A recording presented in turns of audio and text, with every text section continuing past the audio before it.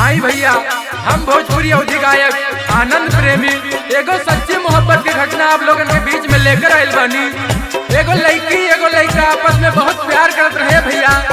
उन लड़किया के बाबूजी लड़किया के शादी कहीं और नहीं करते बा। तो आई भैया, हंगामा म्यूजिक कंपनी के माध्यम से आप लोगन के बीच में ये गीत रख रहा बानी।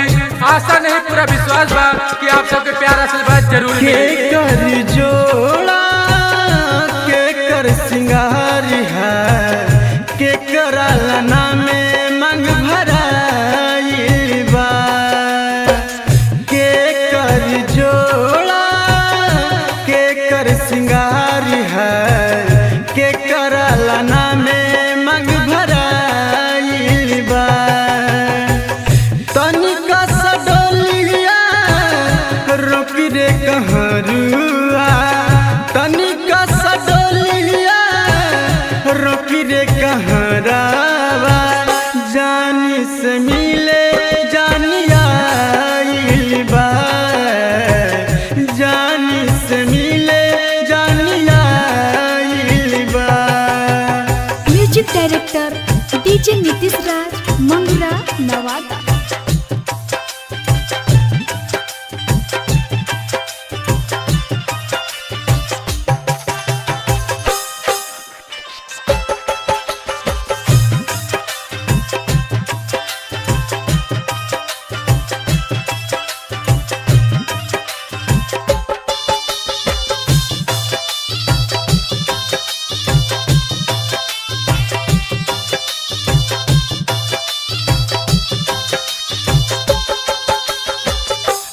बुझा दी जई है ता कबूले आई है।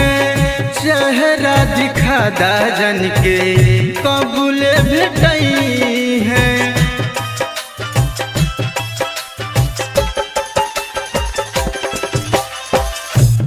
बुझा दी जई है ता कबूले आई है। चेहरा दिखा दा जन के कबूले भेटई है। आँखिया रोवेला दिल कुहकेला, आँखिया रोवेला दिल कुहकेला। कैसन समैया आइल बा, कैसन समैया आइल बा। तनिका सडोलिया रोक रे कहरुआ, तनिका सडोलिया रोक रे कहरावा। जानी से मिले जानिया बा, जानी से मिले जानिया बा। अभी आप सुन रहे हैं हंगामा रिकॉर्डिंग स्टूडियो की शानदार प्रस्तुति।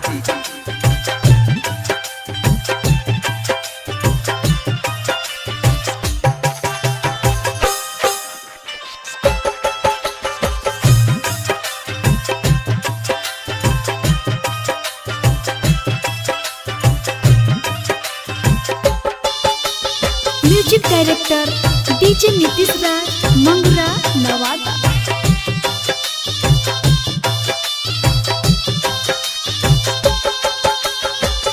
बाजल सहनाई रतिया मेहंदी लगैली। होते बिहान अपन पिया बनैली।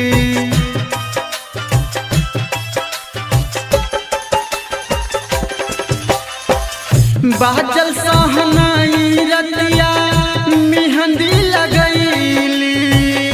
होते बिहान अपन पिया बनैली। भोर नहीं होला कोइल मीठे बतिया, भोर नहीं होला कोइल मीठी बतिया।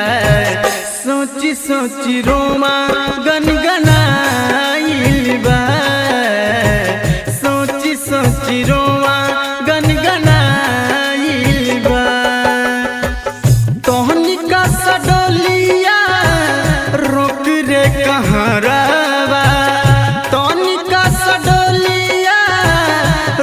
सखी रे कहाँ रावा जानी से मिले जानी आइल बा जानी से मिले जानी आइल बा। presented by हंगामा रिकॉर्डिंग स्टूडियो बयाकपुर।